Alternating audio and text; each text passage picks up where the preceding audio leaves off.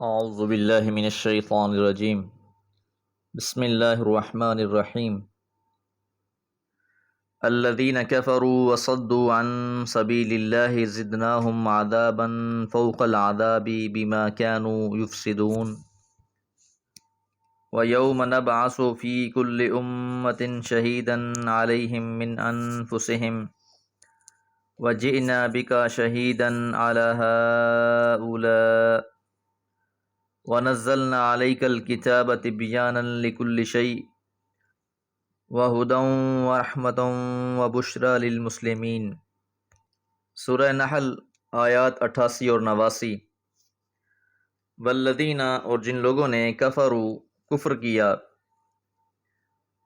وصدوا، اور روکا، عن سبیل اللہ، اللہ کے راستے سے، زدناہم عذابا، ہم بڑھا دیں گے، اضافہ کر دیں گے ان کے عذاب میں، فوق العذاب، عذاب پر، عذاب پر عذاب، بما كانوا یفسدون، بوجہ اس کے کہ وہ فساد مچاتے رہے۔ جب بھی انبیاء نے دعوت دی تو قوم میں سے کچھ شریر لوگ اس طرح کے ہوتے ہیں جو نہ تو خود اس بات کو تسلیم کرتے ہیں اور نہ ہی لوگوں کو اس بات کی اجازت دیتے ہیں کہ وہ اسے تسلیم کریں، بلکہ جہاں تک ان کا بس چلتا ہے وہ لوگوں کو روکتے ہیں، جس طرح کہ اہل مکہ نے بھی کیا کہ جب رسول اللہ صلی اللہ علیہ وسلم نے ان کے سامنے دعوت حق پیش کی تو ان لوگوں نے خود بھی اس کا انکار کیا، اور جو لوگ اسے تسلیم کرنے کے لیے راضی ہو جاتے انہیں مختلف اذیتیں اور تکلیف پہنچائی جاتی۔ کئی لوگ اس ڈر سے ایمان نہیں لاتے کہ انہیں اذیت پہنچائی جائے گی، تکلیف دی جائے گی، تو ایسے فسادی لوگوں کو پھر روز قیامت دگنا عذاب دیا جائے گا، عذاب پر عذاب کا اضافہ کر دیا جائے گا، ان کو خود ان کی گمراہی کی سزا بھی بھگتنی ہوگی، اور جو دوسروں کی گمراہی میں ان کا جو حصہ ہوگا اس کے بقدر وہ اس کی سزا بھی بھگتیں گے۔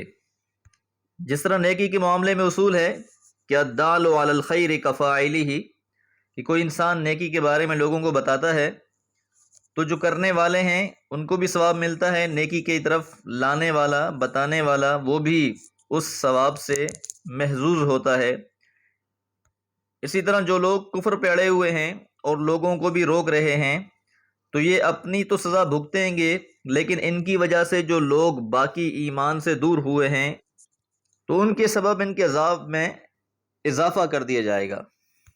وَيَوْمَ، اور جس دن نبعث، ہم اٹھائیں گے، فی کل امت، ہر امت میں سے، شہیدن، گواہ، علیہم، ان پر، کہ ہر امت کا پیغمبر اپنی امت کے بارے میں گواہی دے گا۔ پہلی گواہی تو وہ یہ دے گا کہ اے رب، جو تیرا پیغام تھا وہ ہم نے ان تک پہنچا دیا تھا۔ جس طرح کہ حجۃ الوداع کے موقع پر بھی رسول اللہ صلی اللہ علیہ وسلم نے سوال کیا تھا، حل بلغت، کیا میں نے پیغام پہنچا دیا ہے؟ تمام کے تمام سامعین نے کہا کہ جی آپ نے پیغام پہنچا دیا ہے۔ آپ نے اپنی انگلی کو آسمان کی طرف اٹھایا اور 3 بار کہا اللہم اشہد، کہ اللہ اس بات پر تو گواہ ہو جا کہ آج یہ اس بات کی گواہی دے رہے ہیں کہ میں نے تیرا پیغام ان لوگوں تک پہنچا دیا ہے۔ اب روز قیامت بھی اللہ تعالیٰ اسی طرح کریں گے کہ پھر سے امت کے سامنے پیغمبر سے یہ گواہی لی جائے گی، پھر ان سے دوسرا سوال پوچھا جائے گا کہ انہوں نے آپ کو کیا جواب دیا، کیا انہوں نے اس دعوت حق کو تسلیم کیا یا اس کا انکار کر دیا؟ اس لیے فرمایا فی کل امت، ہر امت میں، شہیدن، گواہ، علیہم، ان پر، من انفسہم، انہی میں سے، ہر امت کا پیغمبر اپنی امت پر گواہی دے گا۔ وجئنا بک شہیدن، اور لائیں گے آپ کو گواہ بنا کر، علی ہؤلاء، ان لوگوں پر، کہ جو آپ کی امت ہے اس پر آپ سے گواہی لی جائے گی۔ ونزلنا، اور ہم نے نازل کیا ہے، علیک الکتاب، آپ پر کتاب کو، تبیانا،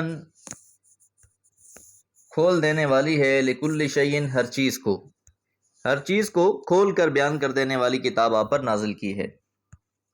امام مجاہد رحمہ اللہ تبیانا لکل شیء کی شرح میں لکھتے ہیں مما احل لہم وحرم علیہم، کہ جو کچھ حلال کر دیا گیا ہے ان کے لیے اور جو کچھ حرام کر دیا گیا ہے سب چیزیں واضح کر دی گئی ہیں اس کتاب مجید میں۔ اور امام ابن جریج رحمہ اللہ فرماتے ہیں کہ ما امروا به وما نہوا عنہ، کہ جن چیزوں کا انہیں حکم دیا گیا ہے وہ بھی واضح طور پر بیان کر دی گئی ہیں، اور جن چیزوں سے روکا گیا ہے وہ بھی واضح طور پر بیان کر دیے گئے ہیں۔ حلال و حرام اور باقی جتنے بھی معاملات ہیں سب کو واضح طور پر کتاب مجید میں، کتاب مبین میں بیان کر دیا گیا ہے۔ وَہُدًى، اور یہ ہدایت ہے، گمراہی کے بدلے میں یہ ہدایت ہے، رہنمائی ہے۔ وَرَحْمَةً، اور رحمت ہے کہ جن لوگوں نے بھی اس کتاب سے رہنمائی حاصل کی اور ہدایت کی راہ اپنا لی ان کے لیے یہ کتاب رحمت ہے۔ وَبُشْرَى، اور خوشخبری ہے، للمسلمین، سر تسلیم خم کرنے والوں کے لیے، فرما برداری کرنے والوں کے لیے۔ تو یہ آج ہماری ذمہ داری بنتی ہے کہ صرف قرآن مجید کو پڑھنے پر ہی اکتفا نہ کریں بلکہ اسے سمجھیں اور اس کے مطابق زندگی گزاریں، تبھی یہ کتاب ہمارے لیے رحمت بھی ہے اور بشارت بھی ہے۔ اللہ تعالیٰ سے دعا ہے اللہ تعالیٰ قرآن فہمی کی توفیق عطا فرمائے۔ وما علیہ الا البلاغ۔ اعوذ باللہ من الشیطان الرجیم، بسم اللہ الرحمن الرحیم۔ ان اللہ یأمر بالعدل والاحسان وایتاء ذی القربى وینہی عن الفحشاء والمنکر والبغی یعظکم لعلکم تذکرون۔ سورہ نحل آیت نمبر 90۔ ان اللہ، بے شک اللہ تعالی، یأمر، حکم دیتا ہے، بالعدل، عدل کا، والاحسان، اور احسان کرنے کا، وایتاء ذی القربى، اور قریبی رشتہ داروں کو دینے کا۔ یہ آیت مبارکہ بڑی عظیم آیت مبارکہ ہے کہ اس میں بہت سے احکامات کو جمع کر دیا گیا ہے۔ کون سے کام کرنے ہیں ان کا بھی بتا دیا گیا ہے، اور کن کاموں سے رکنا ہے ان کا بھی بتا دیا گیا ہے، یعنی اوامر اور نہیں دونوں قسم کے معاملے اس میں واضح کر دیے گئے ہیں۔ پہلا حکم جو اللہ تعالیٰ دے رہے ہیں، عدل۔ عدل کے لغوی معنی کسی چیز کو دو برابر حصوں میں تقسیم کر دینا ہے، اور اصطلاحی تعریف میں وضع الشیء فی محلہ، کہ ہر چیز کو اس کا مقام دے دینا عدل کہلاتا ہے۔ ہر صاحب حق کو اس کا حق مل جائے، یہ عدل ہے۔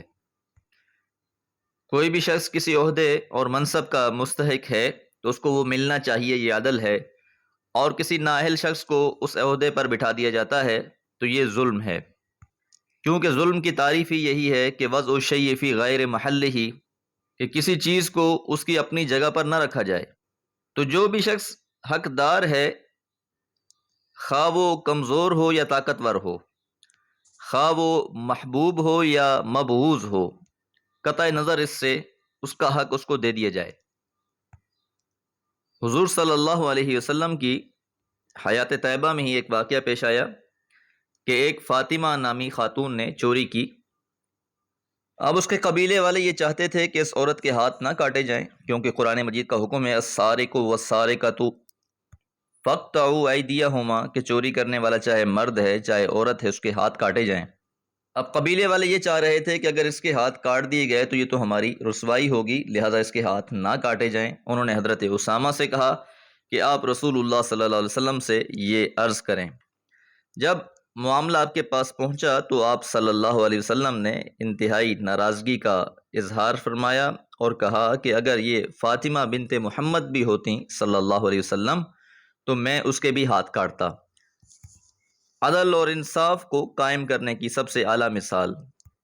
اس میں کوئی تفریق نہیں ہے کہ مجرم کا تعلق کس کے ساتھ ہے، قانون سب کے لیے یکساں۔ دوسرا حکم اللہ تعالیٰ نے دیا، والاحسان، اور احسان عدل سے ایک زائد چیز ہے، یہ حق کی ادائیگی کا ہی تقاضا نہیں کرتا بلکہ مزید برآں یہ تقاضا بھی کرتا ہے کہ اس کے ساتھ یہ معاملہ کریمانہ اور فیاضانہ طریقے سے ہو۔ سادہ الفاظ میں یوں سمجھ لیجئے کہ کسی شخص کو اس کے حق سے بڑھ کر ادا کر دینا یہ احسان کہلاتا ہے۔ کوئی مزدور ہے، اس کی مزدوری 1000 روپیہ تھا، آپ نے شام کو اس کو مزدوری سے اضافی پیسے دے دیے تو یہ احسان ہوگا۔ مزدور نے آپ کے ساتھ 8 گھنٹے کا ٹائم طے کیا اور پھر اگر وہ اس سے زیادہ کام کرتا ہے تو وہ آپ پر احسان کر رہا ہے۔ تو احسان کا مطلب ہے کہ کسی کے حق سے بڑھ کر اس کو دے دینا۔ وَإِيتَاءِ ذِي الْقُرْبَى اور قریبی رشتہ داروں کو دینا۔ حدیث مبارکہ میں آتا ہے، آپ نے فرمایا کہ جو شخص رشتہ داروں پر صدقہ کرتا ہے اس کو دوہرا اجر ملتا ہے، ایک صدقہ کرنے کا ثواب، دوسرا قرابت داری کا، صلہ رحمی کا ثواب ملتا ہے۔ تو جو بھی شخص صاحب مال ہے اس کو اپنے عزیزوں اور رشتہ داروں پر فیاضی سے خرچ کرنا چاہیے۔ وَيَنْهَا اور وہ روکتا ہے عن الفحشاء فحش کاموں سے۔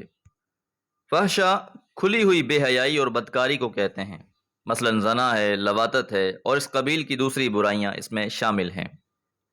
والمنکر اور برائی سے بھی منع کیا ہے۔ معروف کا متضاد ہے منکر۔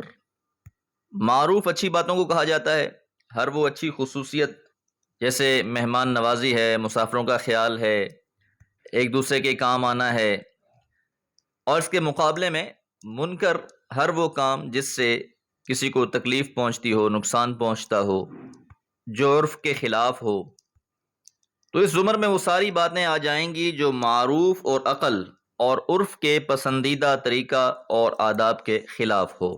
والبغی اور اللہ تعالیٰ بغی سے بھی منع کرتا ہے۔ بغی کی معنی سرکشی اور تعدی کے ہیں، یعنی جب آدمی کوئی صاحب اختیار ہو جاتا ہے، صاحب قوت ہو جاتا ہے تو وہ اپنی قوت کو ناجائز طریقے سے استعمال کرتا ہے، اپنی بالادستی کو غلط طریقے سے استعمال کرتا ہے، تو یہ سرکشی ہے۔ کہ جس طرح مشرکین مکہ نے کیا کہ جو غریب لوگ، فقراء، مساکین قسم کے لوگ ایمان لاتے تھے تو یہ لوگ ان پر سختیاں کیا کرتے تھے، انہیں اذیتیں پہنچایا کرتے تھے۔ دوسرا بغی کا معنی یہ بھی ہے کہ کوئی جرم علی الاعلان کیا جائے تو وہ سرکشی کے زمرے میں آ جاتا ہے۔ یعظکم نصیحت کرتا ہے تم کو، لعلکم تاکہ تم لوگ تذکرون نصیحت حاصل کرو، یاد دہانی حاصل کرو۔ اللہ تعالیٰ سے دعا ہے اللہ تعالیٰ ہمیں قرآن مجید سے نصیحت حاصل کرنے والا بنائے۔ وما علیہ الا البلاغ۔